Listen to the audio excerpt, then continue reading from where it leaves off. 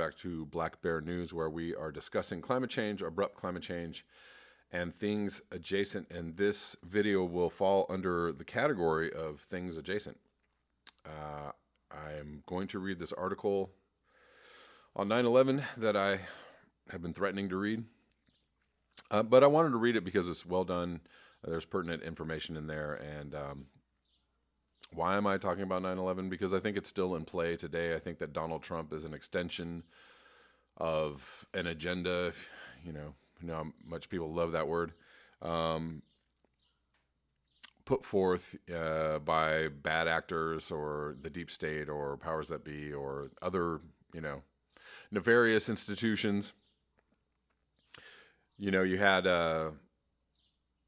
after 9/11, certain civil rights were impinged upon by the NDAA and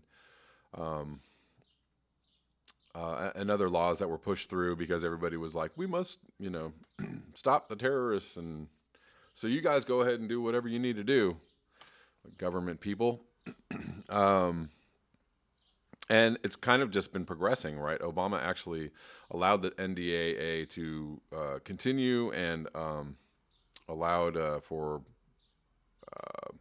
bulk spying to continue, allowed for the detaining of domestic citizens, as terrorists, allowed for all of this stuff to happen, allowed for whistleblowers to be prosecuted, et cetera, et cetera, et cetera. So, Donald Trump is just an extension of this kind of corporate fascist takeover octopus. He's a perfect he's a perfect extension of what it is that these entities are trying to do. They don't have a problem with Donald Trump. Honestly, the deep state, if all of the protestations are a ruse and absolute nonsense. As Jimmy Dore puts it very well, the powers that be in the deep state don't have a problem with Donald Trump. They actually have a problem with people like Bernie Sanders because also Kyle Kulinski said this. Those are the people, the progressives, the people that want to regulate banks and put restrictions on the rich and the powerful. The progressives are threatening power, and that's why people like Tulsi Gabbard are and Bernie Sanders, but really Tulsi Gabbard is seen as such a threat because she's like, no more war, and they're like, but we need war, we want war, it's our entire economy runs on war. What are you talking about? They absolutely don't want her out and about speaking in public. They really don't want her on the debate stage. So they're like shifting all the rules and changing all the rules about who gets to be on the debate stage. And no doubt they will try and, cook up something right before the first debate to keep Tulsi Gabbard out of it. It'll be very interesting. With 20 people on stage, nobody's going to really get to say anything anyway. So anyways, let me read this article. I've rambled too long and I had a late start. I'll just interject at will. So this is called the 9/11 Truth Movement 15 years later, and this is actually from September 11th, 2016, so this is a few years old. But September 11th is not that long ago, and it is still having major repercussions around the world.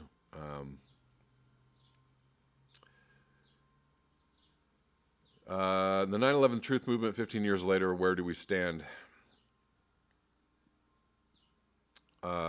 Note, the purpose of this article is not to debunk the official conspiracy theory about how 2 aircraft brought down 3 buildings and other such nonsense, or to present an alternative theory, but to evaluate how much the 9/11 Truth Movement has achieved in the past 15 years.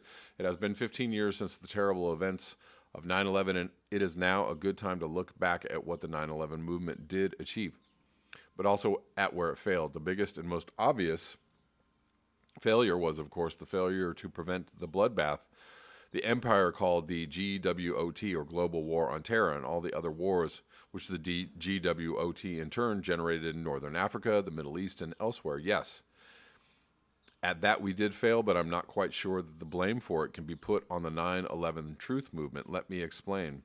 The intelligence process is sometimes described by the 3 A's: acquisition, analysis, and acceptance. If we compare the 9/11 truth movement with an intelligence agency working on behalf of the people of our planet, then I would argue that we brilliantly succeeded at the first A, acquisition. Acquisition, we now have made public many gigabytes of video, audio, text, radar, seismic, and other materials recorded on 9/11, more than enough to establish, at the very least, a probable cause to demand a new, independent, and legally empowered investigation of the events of 9/11.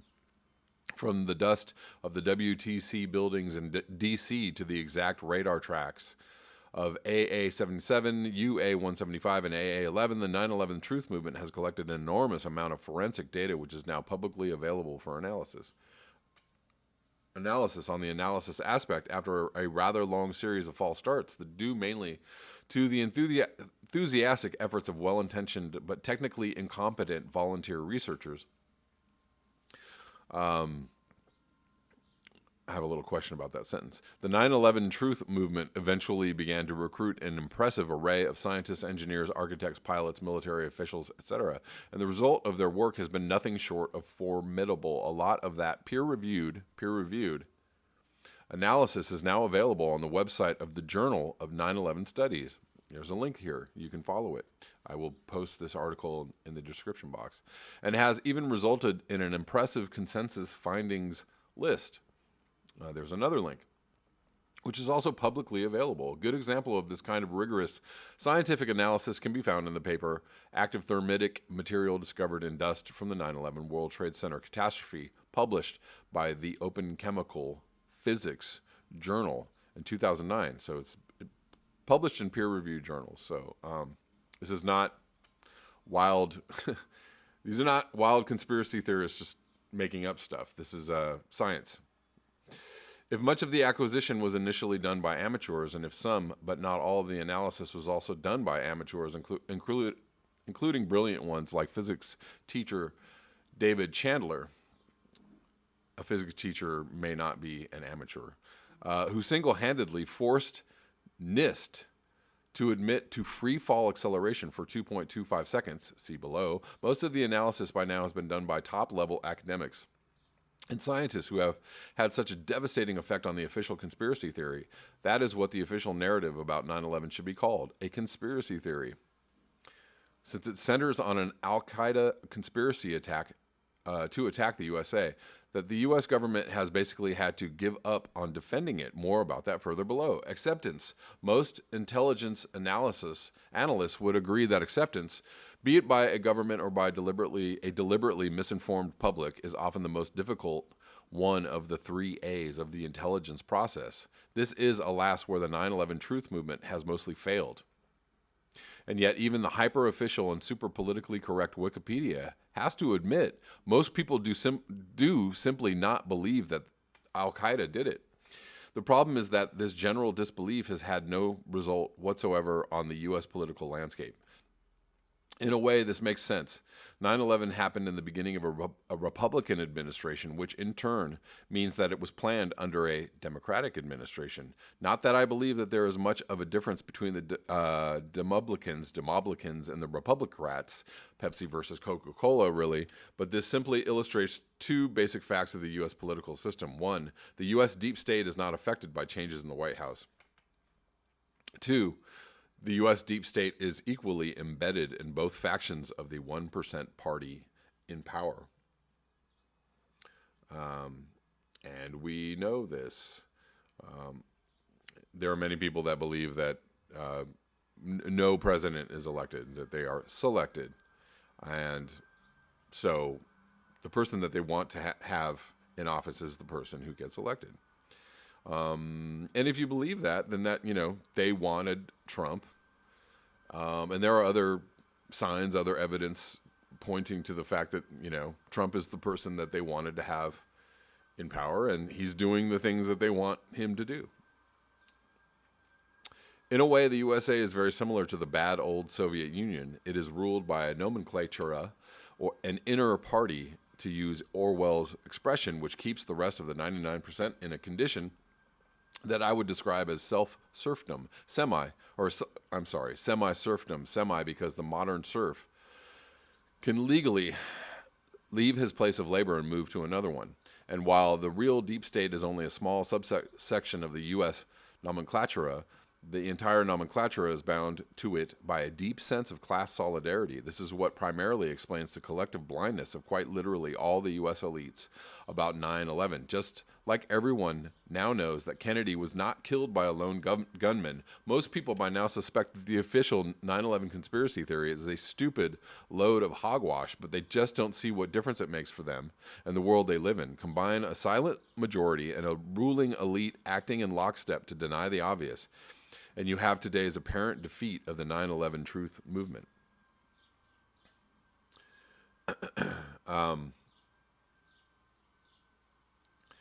And just very quickly, I want to say, so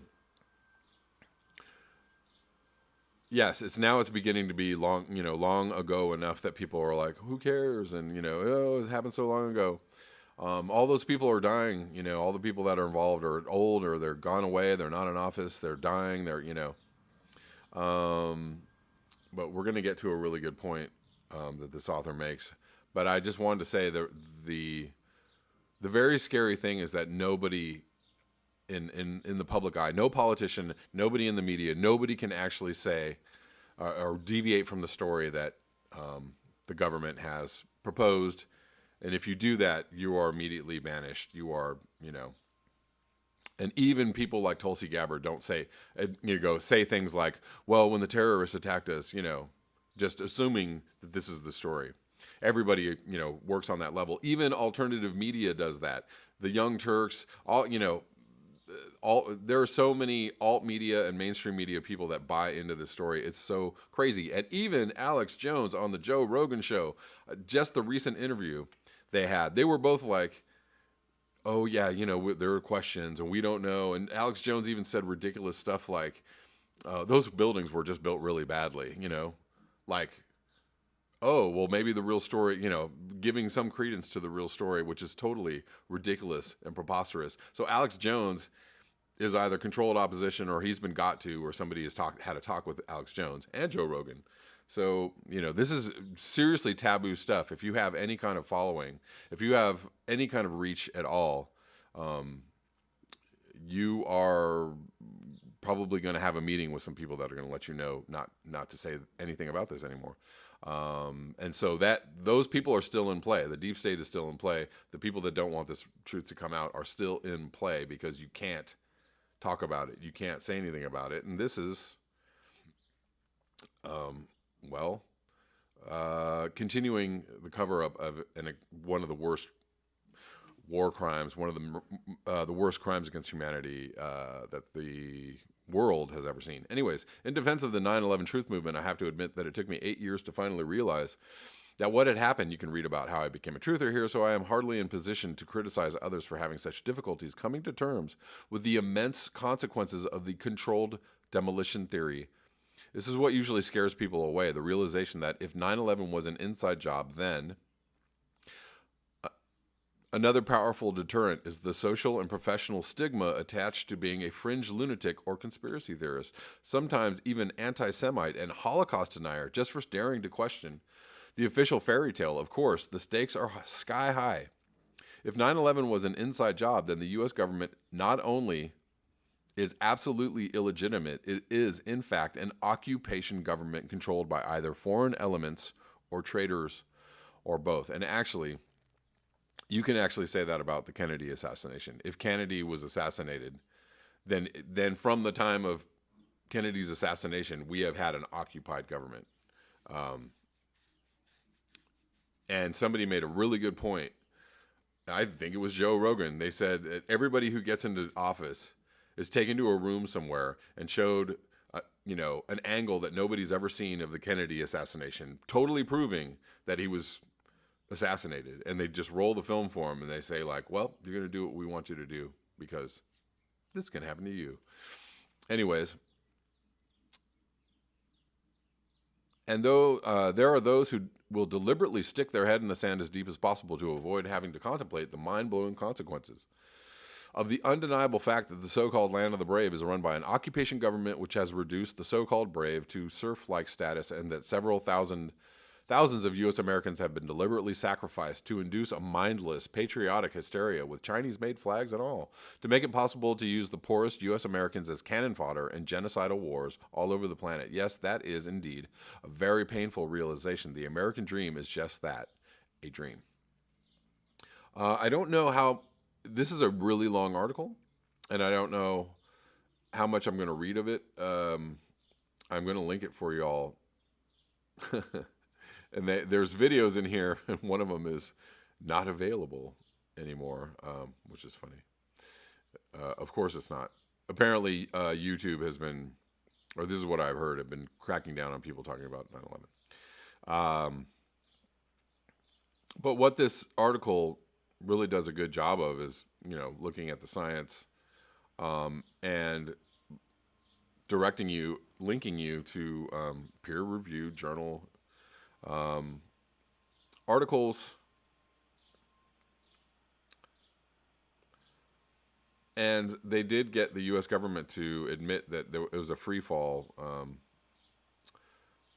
collapse. So, let me see, where are we?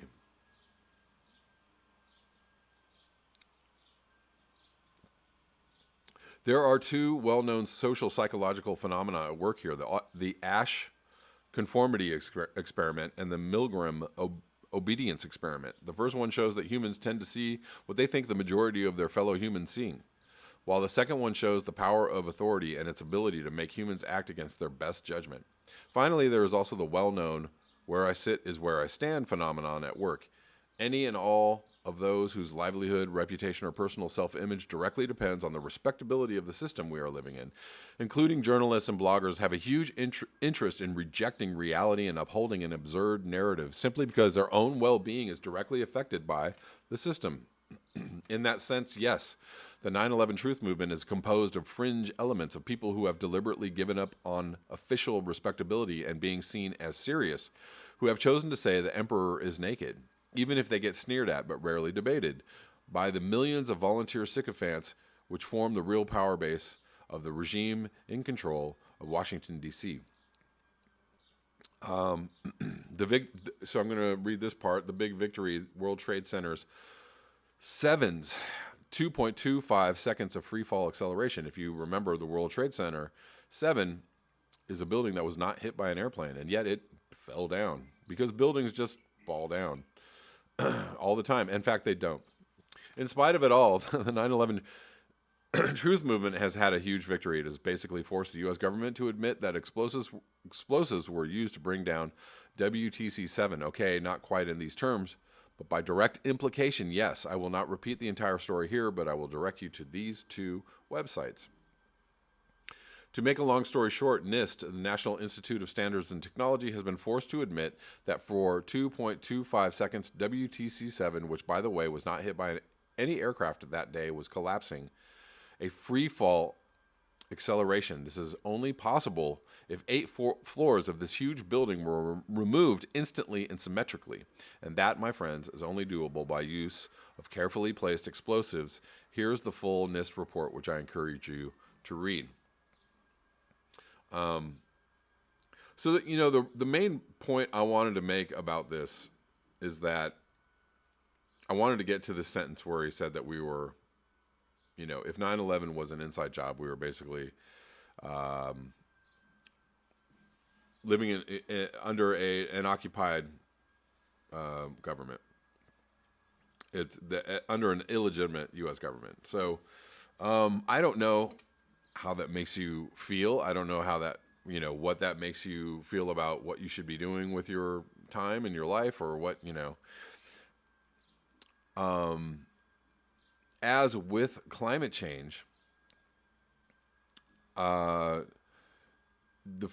feeling that you can do anything, the feeling that you can stand up and say something about this, or get angry enough, or go talk to people, or get people together in a concerted fashion, the difficulty in doing that makes a lot of people feel defeated and depressed and feel like, what's the point? The point is that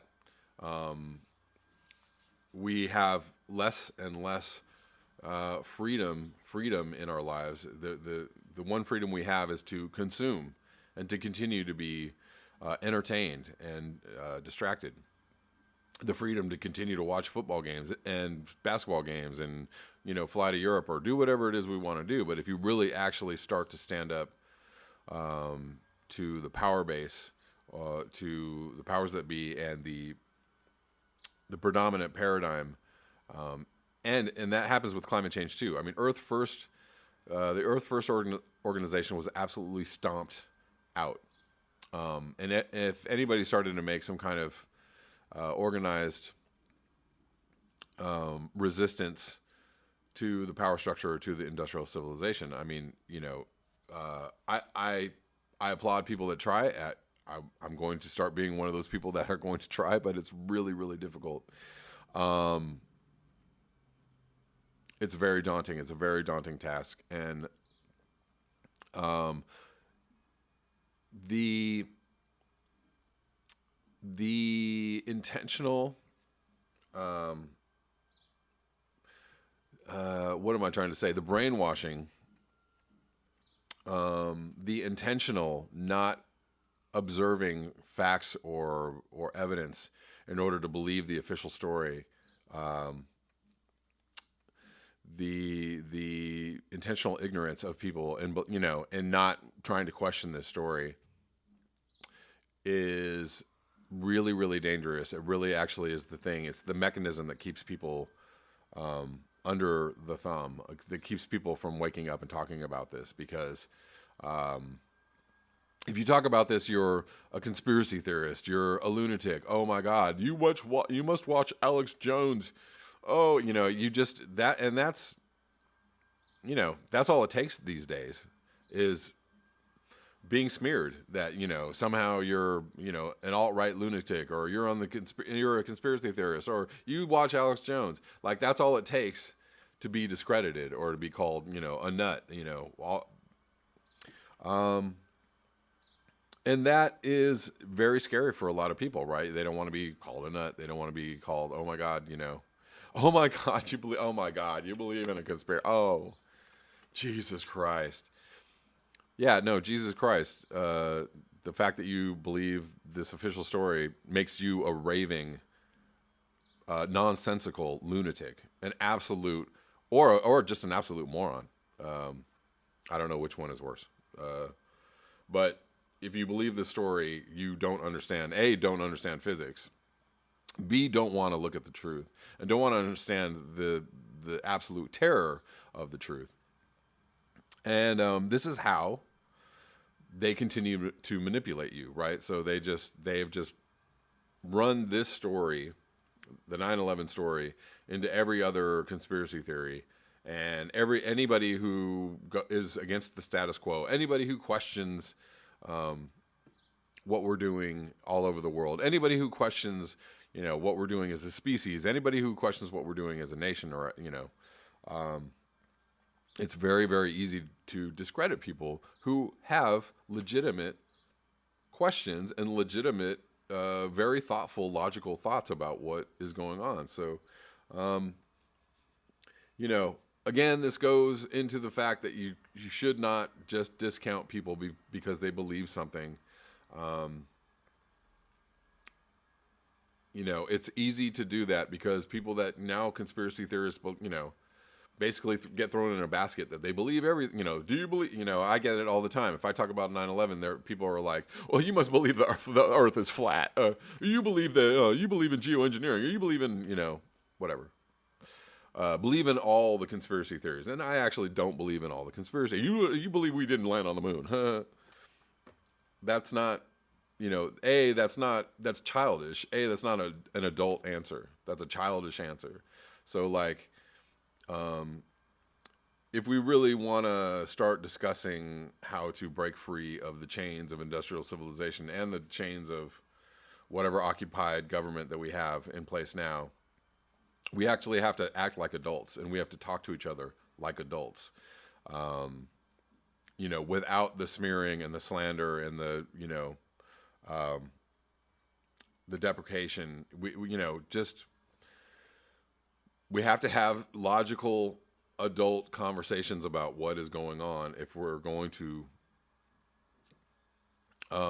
make a change. And I bring this up about Russiagate as well, because it's very easy, the people that believe the Russiagate story, engage in this kind of childish, like, oh, I bet you believe that. Who was this written by? William Barr. Like, you guys grow up, become adults, start living your life as if shit matters. And that shit is serious. This is serious. We're talking about the future of the planet. We're talking about the future of people in general. Let's say that climate change wasn't even happening. I mean, the fascist state is just getting more and more powerful as time goes on, and you're getting less and less able to question what we're doing, or question what financial institutions are doing, or question what the military is doing. It's just, getting very, very difficult for people, for free thinking, logical people to actually be in control of anything, because eventually you have to give up your logic and your control if you question these nonsensical stories, these nonsensical theories about what is, happening in our political realm, or in our, even in our environmental realm. Because if Donald Trump says that, climate change is a hoax, so Donald Trump he's the president of the United States, and he's, trumpeting that climate change is a hoax, while climate change threatens to overtake, our entire planet and destroy everything, industrial civilization at large. Meanwhile, he's the president, and so many people are like, yeah. What better way to keep people asleep than to have, the most powerful person in the country megaphoning that climate change isn't real, or that, while installing people in different agencies to completely, undermine any action on climate change, and undermine all regulations, and just, fossil fuel oil companies, come on in. Military contractors, come on in. It's by design, pretty much. But luckily and thankfully, we have alternative media. We have ways for people to speak about this. We have people, out there who are willing to put themselves on the line and talk about the truth. We have ways to educate ourselves about this and talk about this in an adult fashion, so we can have actual discussions around it. And possibly educate enough people so that they're like, we're done with this. We're done with this scenario. And it's starting to happen. People are starting to see through the cracks. People are starting to see, the fact that, propping Joe Biden up as the front runner of the Democratic race is an actual total lie. It's a total farce. He's not the front runner. He's not in the lead. Nobody gives a shit about Joe Biden. They really don't care about him, and they don't want him to be president. A lot of people are like, we've had this already. We had this in 2016, where they were like, Hillary Clinton's in the lead, and she's trouncing everybody. And guess what? And she's miles ahead of President Trump. Boom, boom, boom. Yeah, all of that was manufactured. All of that was a manufactured lie to make everybody believe that, if you believe that somehow Trump is a surprise, then that goes against the theory, that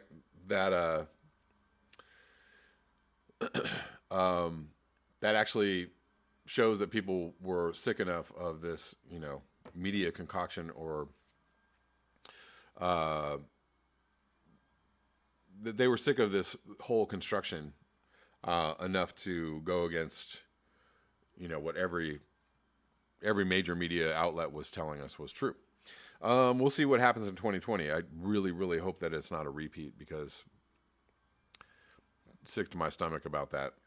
But let me just finish up this video that I hope wasn't too rambling. But there are two things that should make you understand that 9/11 was fabricated, that it was done by somebody on the inside, that somebody knew about this, and those two things. So they bring up the free fall of the buildings, especially a building that wasn't hit by a plane.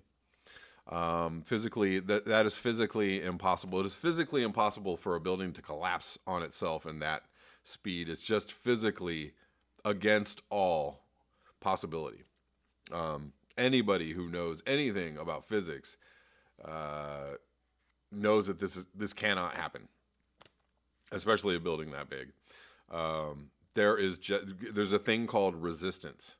So if the building was collapsing on itself, parts of the building were falling and even smashing the floors down. There would be. It's such a massive building. It's so dense. The materials were so strong that it could not.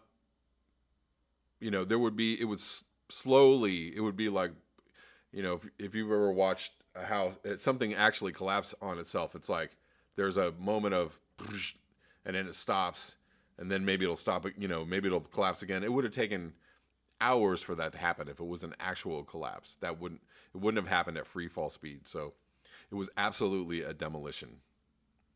Absolutely a demolition. If you cannot understand this, I don't know what to tell you, but there is plenty of evidence out there if you would look at it with you. The other thing, there are so many things about 9/11 that are really stupid, like planes disappearing, planes crashing in the ground and having no debris around them. That doesn't happen. If you look at a plane crash, there's always debris. And the one time, 9/11 was the one time that a plane crashed on the ground and there was absolutely no debris. A plane cannot dissolve into thin air. It cannot disappear. The debris cannot disappear. There's never been a plane crash that was so forceful that the debris disappeared. If you believe that, you don't understand how that's physically impossible. But let's go to the last point, that there is no way that a plane can fly into a building without resistance. So those planes went boop, like they were flying into a cardboard box. There's no way that a plane can do that. It doesn't matter how fast that they are traveling. It's physically impossible. And I'm going to actually maybe roll a little footage in here of a plane bashing into some concrete. It doesn't matter how big the plane is. That was an awful large building, and running into concrete, there would be some resistance. So even if the plane penetrated the building somehow, there would be enough resistance that the plane wouldn't even make it fully into the building. It just would not. It would not slice through concrete and steel like butter. You understand that? There's not enough force. There's not enough force. It's physically impossible. So I'm going to wrap up this video because I'm running out of time. I just want to bring this up again because I like to bring it up every once in a while. I like to keep it in people's minds. And, the idea that this is just something that conspiracy theorists talk about is absolutely false. Scientists have looked at this. Demolition experts have looked at this. They've concluded it was a demolition. Airline pilots know that planes can't fly at the speed that they were supposedly flying at that, at ground level. There's just no way the plane would break apart. It's just the impossibilities of this entire story are so monumental that if you actually believe the story, you are really, really willfully ignorant. You have to really go way outside of the realms of logic to actually understand this. But I'm sure that there will be plenty of people in the comment section trying to tell me how, of course, this could happen. It's completely ridiculous. And let me just bring up one little fun side note. It's actually horrible that people were dancing in the streets when Osama bin Laden was, supposedly killed and, whatever. But that story is just hilarious because they buried his body at sea so that, the most wanted man on the face of the earth was finally killed and captured, and no evidence, no forensic evidence, nothing. They just threw his body into the sea. You know, because the United States just suddenly observes someone else's burial rituals, you know, because, you know, we care so much. And also the Navy SEALs or the team that took him out, supposedly, like a lot of those guys died in a helicopter crash. Oh, darn. We can't have those guys tell us what really happened. Shucks. You guys, if you believe this stuff, but that's where we're at. That is the space at which we're at. And I'm hoping that people are waking up to this. I like to come back to this every once in a while just because it's an important story to me, and it's just so ridiculous that I like to talk about it occasionally. I'm going to come back to climate change tomorrow. Hope you guys enjoy this video and that we get some solid discussion around this. I hope you guys enjoy the rest of this article. I'm not going to read the whole thing for you, but you can read it yourself. There's evidence in there, so it's a good thing to read this article, click on the links, look at the things, take a little time, go through it. That's all I have for you today. Thank you so much for your eyes, your ears, and your conscience. If you would like to support this channel, you can do so at the links below. Until next time, peace.